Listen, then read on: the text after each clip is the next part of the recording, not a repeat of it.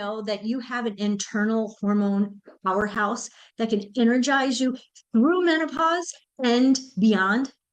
Hi, I'm Denise Stegall, the Menopause Mentor. Welcome to today's episode of Healthy Living, Happy Life podcast.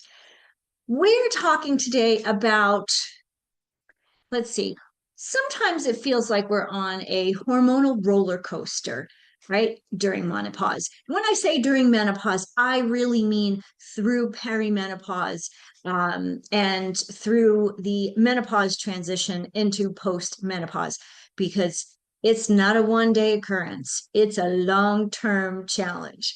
So some days you feel fine, right? You feel good, life is good. Others, not so much. Here's the truth, though. It's not in your head. You're not just waking up going, oh, I don't feel good today. Oh, what's going on? No, your body's actually responding to powerful chemical shifts. These are biological changes that happen naturally to a woman. We know this. We've always known that at some point in our life, we're going to go through menopause. And now, ladies, if you are here, guess what? We're experiencing it. So my goal today is to help you decode some of the signals of these hormones so you can support your body instead of fighting it. Because I know a lot of days it feels like we're fighting our body or it's fighting us back. So perimenopause into menopause, this is not a smooth decline. It would be lovely if it was. If we just woke up one day and we're like, oh, I'm postmenopausal. Yeah, right. That would be nice, wouldn't it? But instead, we've got the roller coaster of the spikes and the dips and the loop-de-loops and the WTF is happening to my body, right? So what's going on? Estrogen and progesterone, the hormones we have always thought of as fertility hormones, those hormones to have babies, those are declining. Estrogen and progesterone are not only fertility hormones, these are hormones for life for women. What else is happening? Our testosterone is dropping. Yep, we have testosterone. Not a lot, not as much, obviously, as men, but we do have testosterone, and it is really an important powerhouse hormone for us, and that is declining. Then, with estrogen and progesterone declining, this can actually spike our cortisol levels. And our cortisol is that flight or fight hormone that we have. So that can spike, and that can actually affect us in many, many different ways. For many of my clients, as we talk, it's one of the spike is really helping or causing them to struggle with sleep first and foremost. Insulin becomes harder to regulate. So these are your powerhouse hormones: estrogen, progesterone, testosterone, cortisol, and insulin. These can be a huge powerhouse.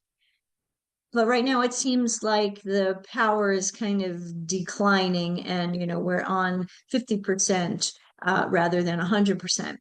But we can fix that. Our body is basically right now doing its best with these new instructions, these new chemical reactions that are happening in our body, right? The key here is to work with what's happening, not against it. So what are some of these annoying symptoms? And we talk about these very often, but I think it's important for us to reiterate them many times because so many of the symptoms of perimenopause can look like some other issue, health issue, specifically mood swings or low mood. Mood swings are one thing, we understand that, but this low mood, if we just kind of feel ho-hum on a regular basis, many times that is seen by doctors as either anxiety or depression. And yes, it could mimic that, but it's not the underlying cause. So yes, mood swings and that low mood. Belly fat that won't budge. You kind of woke up one morning, you had that tire around your waist, and you're going, where did that come from? That is because of a decline in estrogen. Sleep disruption. How many of you are waking up in the middle of the night and are wide awake? Mind's just going, not really thinking about anything in particular. Now, yes, stress can add to this. But what we find in menopause is either we have trouble falling asleep or we have trouble staying asleep. And then there's this low libido, like who wants sex anymore, right? Our body just doesn't feel it. It's just not happening. And along with that, the motivation's gone. It's just motivation for sex, but motivation to do things like do the things we used to love to do, right? All of a sudden, we just don't have the excitement or the passion for it. This one is really frustrating. And this is something that when clients tell me I've been on a diet, but in the afternoon, I have this, I have no energy and I have to get a coffee or I have to get, sugar cravings. I start craving sugar at 3 o'clock in the afternoon.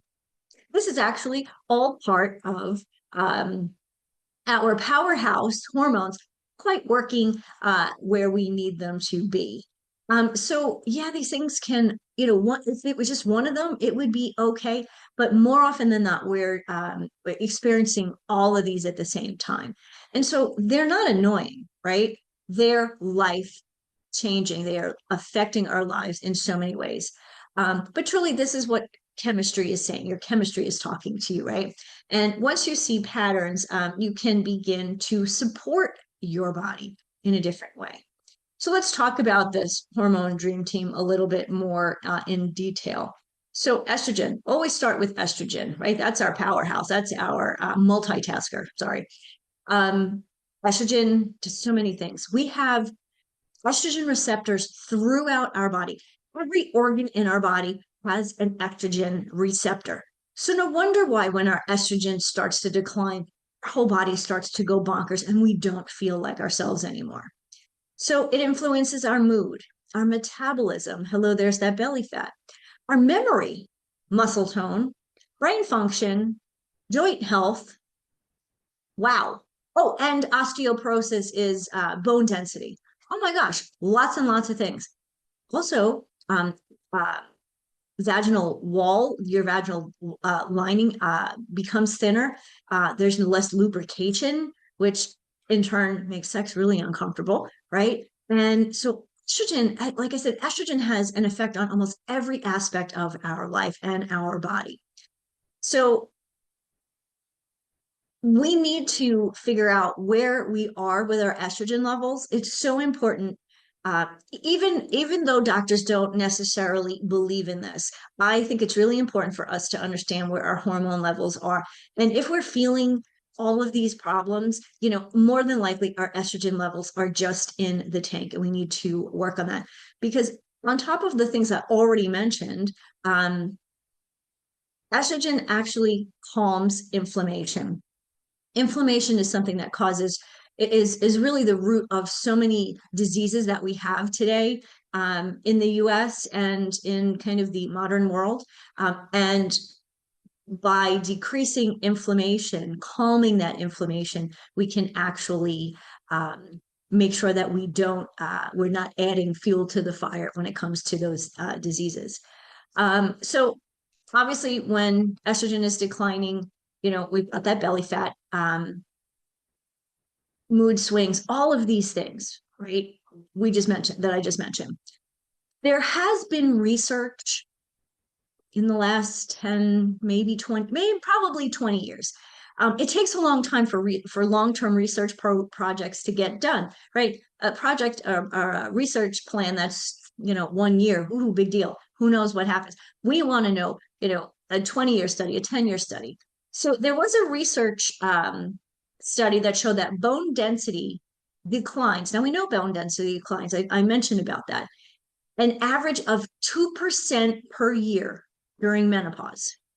Now, again, menopause starts with perimenopause, right? And depending on how old you are or were when you started perimenopause, that can be a very long time. So think, they say the average age of the menopause day, that is the 1 day anniversary of 12 months not having a period, that is actually menopause, that one day. So say 10 years before, say you're 53 when you hit that menopause day. So say you started in perimenopause and at 43. So from 43 to 53, you've lost 10% of your bone density, mostly in your lumbar spine area, which is that lower part of your back. And this is how people have slips and falls, break hips, and have all sorts of issues that can absolutely be avoided. But now, knowing that bone density is an issue, this is something that you can get tested for. We talked about this in another episode about the DEXA scan. It takes 10 minutes. It's not a big deal. You go ask your doctor for it. They write you a prescription. And it's really important to know where you are, when it comes to bone density. If you're 53, well, I'm 54. If you're 54 and you already have declining bone loss, it'll show on that DEXA scan. And oh boy, let me tell you, if you see that, you're going to want to make some changes fast. Luckily for me, I know my diet. This is what I do for a living, right? So my diet's pretty dialed in. My exercise is dialed in. My weight training is dialed in. Sleep, some days are better than others. I have to say that's probably the one thing that I still struggle with through all of these years. And it ebbs and flows. Sometimes, some months I'm great. Some months I'm not sleeping as much as I need to at night. And so what happens is, yeah, maybe I need a nap at the end of the day for half an hour just for that extra energy. But it's nowhere near what it was when I started through menopause. Anyway, so estrogen has so many effects in our body. I specifically talked here about bone density because it really is something that we're not ever talked to by our doctors until we hit our 60s. Well, if you're in your 50s and you already have bone loss, waiting till you're 60, 65 is really when they start to recommend a DEXA scan. Wow, that's 15 years of bone loss that you could be actually fighting. So let's move on. Progesterone, our next powerhouse, dream team hormone, is your calm and sleep hormone. Just mentioned I have a little bit of sleep trouble. So progesterone is something that I need to pay attention to. When I do, progesterone is that like built-in chill pill, which apparently I do not have. I'm from New York. You can take the girl out of New York for 23 years, but somehow New York is still in the girl, and it's really hard for me to chill. So progesterone is something that I really pay attention to because it helps stabilize your mood, it reduces stress, and really supports that deep sleep. I take a progesterone supplement. I've been doing that for many years and it helps. Has it been perfect? No, nothing's perfect in life, but it's better. When your progesterone levels dip, another thing that I think is always interesting is you definitely feel more restless. Like part of it is because you're not sleeping, you might be a little antsy, but you get overly sensitive. This is not a time to sit and binge watch Hallmark movies because one, you'll go through the tissue box like crazy. But it's one of those things we really struggle with our emotions when our progesterone dips. And again, as I've mentioned many times, struggle with sleep. Here's an interesting piece of science that I didn't know until not all that long ago. And I think this is really interesting. Again, this dream team, they work together, they go together, and we need to really understand them for many reasons. But here's something that I think is really important for us to know when it comes to menopause and stress and progesterone and cortisol, which we'll talk about in a second. So here's where stress plays a role when it comes to these hormones. Under chronic stress, which is stress that we experience every day, and high stress, your body diverts pregnenolone. This is the raw material to progesterone. It takes it doesn't make progesterone, but it makes cortisol instead. This is actually called something, it's called the pregnenolone steal. So your body is basically stealing your progesterone to make cortisol. But we need the progesterone because we're not sleeping and we have mood problems and all of the things I just mentioned. So, with less progesterone now, we're going to have more anxiety, more sleep disruption, and that emotional overwhelm that sends so many of us to the doctors, kind of going, please help me, please help me. They often want to give us an antidepressant, but yet the bottom line is the underlying cause is our progesterone levels are dropping and could be getting stolen by cholesterol. What happens then, of course, with more cholesterol, and again, I'll talk more about cholesterol in a minute, but more fat storage, more inflammation, and more exhaustion. See how this all kind of works together, right? So there was a meta-analysis, which is basically a study of many studies that found that oral progesterone reduced sleep onset by 7 minutes compared to placebo. Now, granted, that doesn't sound like that's awesome, right? 7 minutes, I felt fall asleep 7 minutes faster. But in another clinical trial, they found that progesterone significantly helped to reduce hot flashes, night sweats, and improve our sleep quality. So, yeah, maybe we're falling asleep a little bit sooner by 7 minutes, who knows? But our sleep quality is improved. And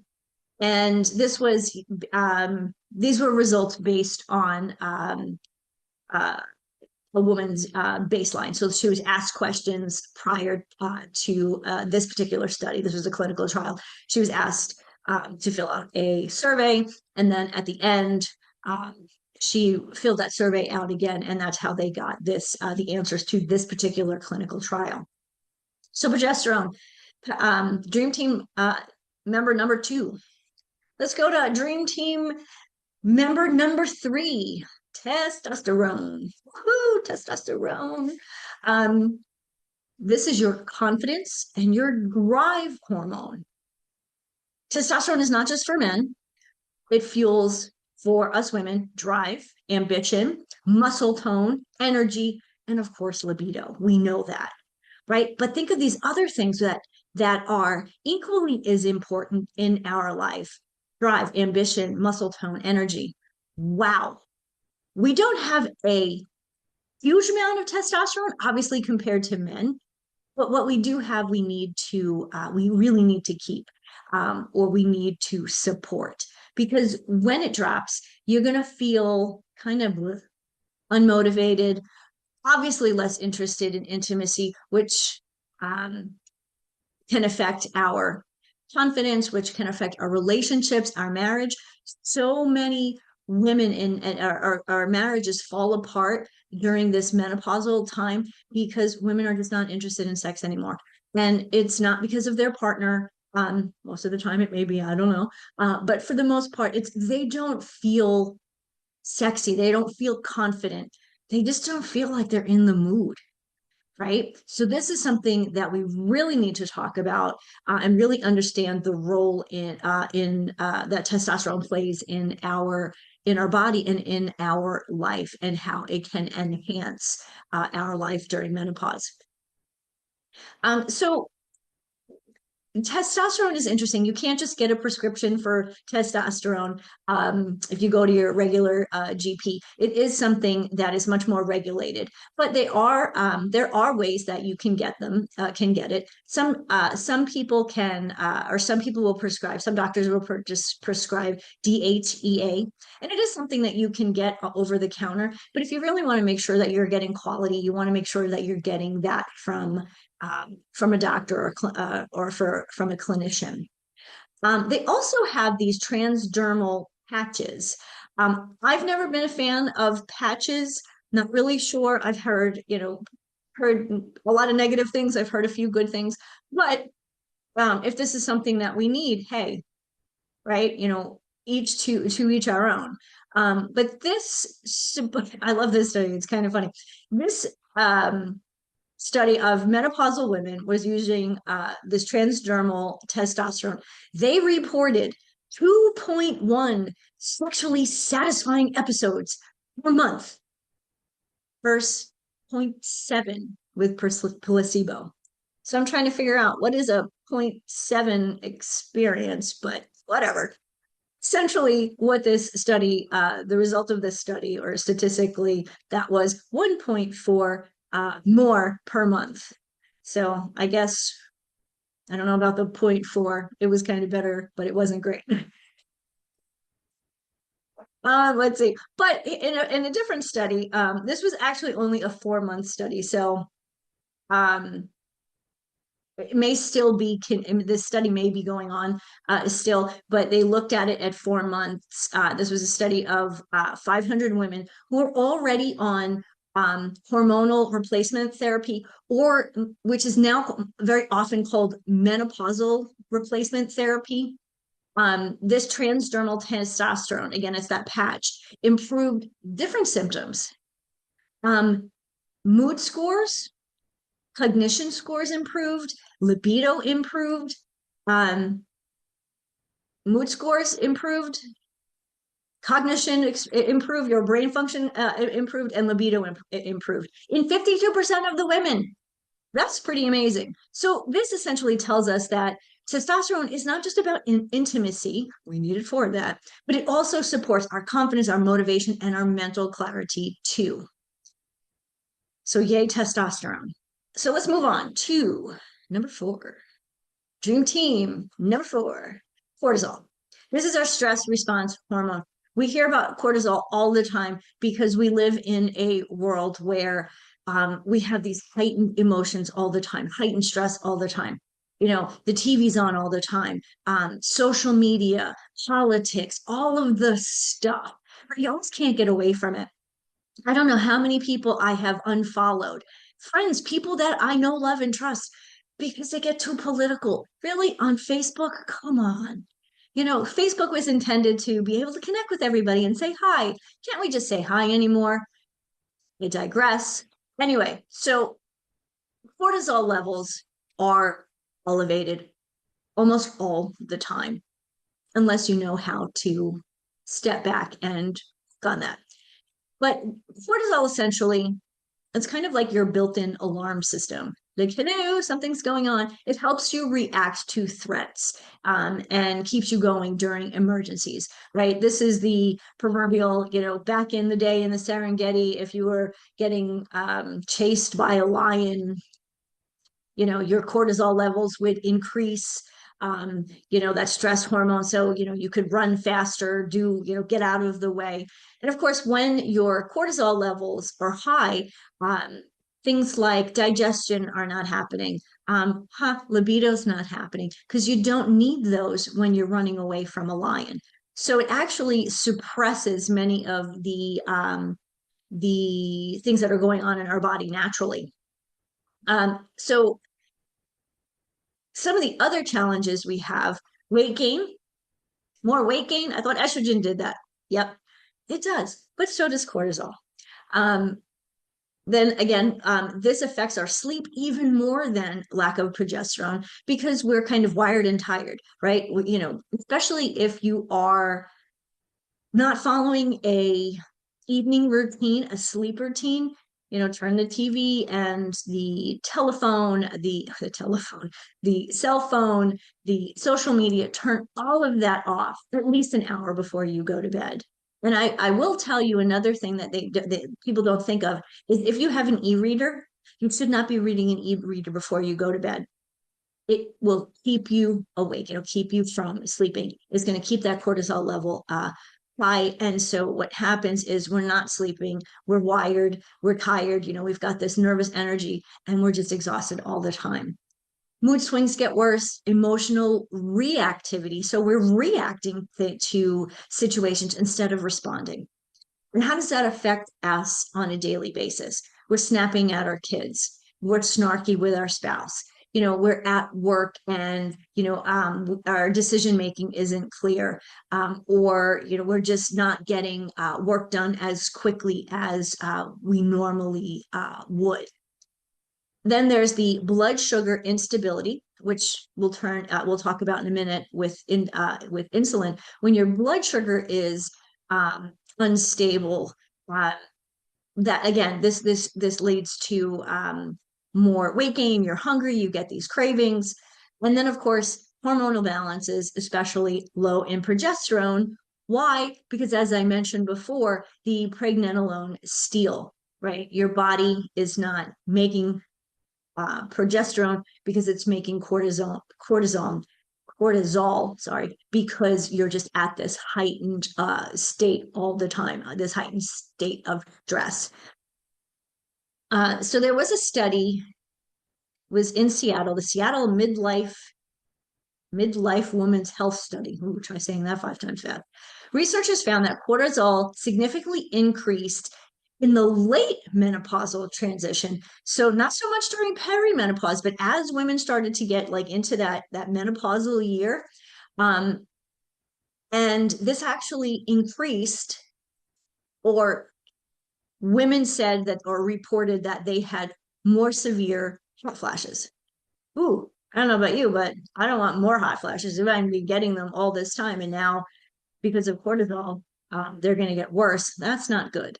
So you can calm cortisol, rest, mindfulness, setting boundaries. I think this is something that we don't do enough. We talk about it. We talk about this a lot. If you're in business, you go to business programs, even at, wherever you work, they like make sure you know what your boundaries are. This is, when it comes to your calendar, block off time just for you. And then something comes up in that block time, you say, okay, fine, I'll do this then. And that's not giving us the time that we need to step back, sit back, relax, maybe do our deep breathing, do our meditation. Or how about this? Just sit and be for a few minutes. That would be nice, wouldn't it? Right? Instead of always having to feel like we're on. Um, we don't need to be on all the time. So yes, let's just step back. Another thing that I think is really important, and this is so classic of me, eat real food, right? If we're eating proper foods, if we're eating the foods that supply our body with the nutrition that it needs to work properly. Specifically, you want to have protein early in the day. Um, I'm not a big fan of intermittent fasting because for lots of reasons. But here at Healthy Living with Denise, I don't do diets. I put intermittent fasting in with a diet. Now, if it's something that you do and you find it works for you, that is awesome. But it's not something that I encourage my clients to do. The last piece I'll say about cortisol is to go outside and spend some time in nature. Nature is calming. It has such a calming effect on our body, our mind, our psyche, our spirit, everything. All you need to do, step outside, go for a walk. I don't care if it's 80 degrees or it's 30 degrees. 10 minutes outside, especially in the morning, early in the morning, is going to change the way you feel, and it's going to make start the day on a very positive notion way. Let's see. Okay, so last one I'm going to talk about here today. Dream team member number 5. Insulin, your body's blood sugar manager. Insulin essentially helps move glucose sugar from your blood into your cells, right? Your cells need glucose. It's the number one energy. That's what it wants. Your cells want glucose for energy. When it works well, energy is stable. Metabolism is working like a charm. But if insulin is triggered too often from sugary foods, constant snacking, lots of processed foods, your cells essentially stop listening. You're just sending them too much information, right? This is essentially insulin resistance, and it's behind belly fat, sugar cravings, your afternoon crashes, and weight gain despite doing everything right, right? You're eating a good diet. So you think you're exercising, you think you're doing all the right things. But, you had a donut for breakfast. Oh, at 3 o'clock in the afternoon, you kind of felt like you needed a candy bar and a cup of coffee. This is saying something. The sugar, your cells are just being flooded with so much inflammation and so much glucose that what happens is your pancreas, essentially, when you eat, your pancreas secretes insulin, and then that goes into your cells. If your cells are too full, it can't take all the extra. So what it does is it stores it as fat, and then the next thing is, we start to get, we get those cravings, and so we get cravings, and so we eat. And so we eat, maybe we eat something good. Maybe we have a turkey sandwich. Maybe we have, a bag of Doritos. Who knows? Maybe we have a soda with that. And then all of a sudden, the pancreas needs to secrete more insulin, but the cells are already full. And so what does it do? It stores everything as fat. And you can see this horrible cycle there, right? So let's see. There was a meta-analysis in 2024, so a year ago. 17 randomized trials found that hormone therapy. I really like hormone therapy. I'm not talking about it here. I do talk about it quite often, and I probably will have a new episode on HRT and BHRT, which is bioidentical hormone therapy. That the study showed that, or found that, hormone therapy significantly reduced insulin resistance in postmenopausal women. Now, keep in mind, menopause is that one day, your anniversary, where you have, for 12 months, you have not had a period, right? On that day, you are menopausal. That very next day, you are postmenopausal, right? If you started menopause earlier, menopause transition, I'm 54, I am 3 years post-menopause, right? So this is important for somebody like me to understand, right? So insulin resistance hormone therapy significantly reduced insulin resistance in postmenopausal women. Now, at 54, postmenopause, right? My life expectancy is like till 84. So that's another 30. And more than likely, if I continue to live my healthy lifestyle and thrive, not survive, into my 60s, 70s, and 80s, if I make it to 83, more than likely I'll make it to 93. That's a lot of years, right? So we need to make sure that we understand insulin resistance in postmenopause. Let's see, what else did I want to talk about that? I think that's all for now. I mean, insulin resistance can get really sticky. There's a lot involved.